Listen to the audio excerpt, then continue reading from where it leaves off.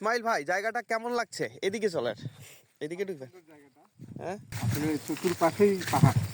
হ্যাঁ, আর পাহাড় থাকার কারণে এই জায়গাটা বিকাল হয়েছে তো সূর্য এখন আমাদের পাহাড়ের পেছনে চলে গেছে, সে কারণে আসলে একটু এদিকে তাকাই বলেন।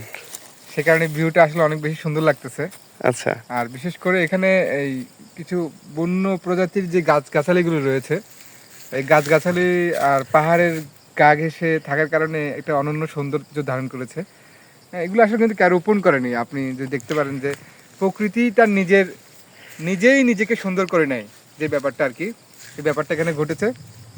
আমরা দেখতে পাচ্ছি লজ্জাপতি গাছ, তো হাত দিয়ে ছুঁইলেই কিন্তু এগুলো মুছে যায়। অনেক বড় একটা লজ্জাপতি গাছ যদি আমরা পাই তাহলে আমরা যদি দেখাতে পারবো বিষয়টা। হ্যাঁ এই যে অনেকগুলো লজ্জাপতি গাছ আমরা দেখতে পাচ্ছি। অনেকে লজ্জাপতি বলে, অনেকে অনেক কিছুই বলে। এই যে এখানে আমরা দেখি, সিনু তুমি একটু হাত লাগাও তো, এখানে একটু করে হাত লাগাও। লাগাও না, গাছে লাগাও, এভাবে লাগাই, এই ওয়াও, এটাতে লাগাও, এটাতে লাগাও, এই Wow!